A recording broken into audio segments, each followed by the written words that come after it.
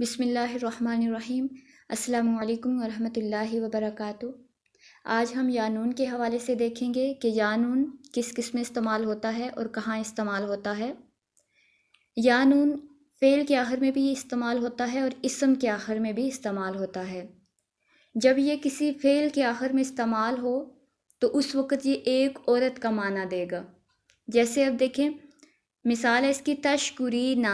اب دیکھیں شکر کے ساتھ ہم نے شروع کی علامت تا لگا دی اور آخر میں ہم نے یا نون لگایا، تو یا نون کا مطلب ہو گیا تم ایک عورت شکر کرتی ہو۔ تا کا مطلب آپ یا تم ایک عورت شکر کرتی ہو، اور تصبیرینا تم ایک عورت صبر کرتی ہو، یہ فعل کے آخر میں آیا۔ اور اگر اسم کے آخر میں آئے تو یا نون کا معنی ہوگا دو اور تمام۔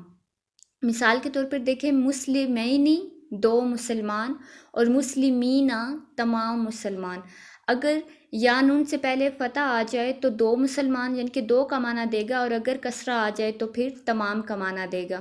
ایک بار پھر سمجھ لیں کہ فعل کے آخر میں بھی آتا ہے اور اسم کے آخر میں بھی یا نون آتا ہے، لیکن جب فعل کے آخر میں آئے تو یہ مونس کے ساتھ استعمال ہوگا، یعنی ایک عورت کا معنی دے گا، اور اگر یہ یا نون اسم کے آخر میں آتا ہے تو یہ پھر دو اور تمام کا معنی دے گا۔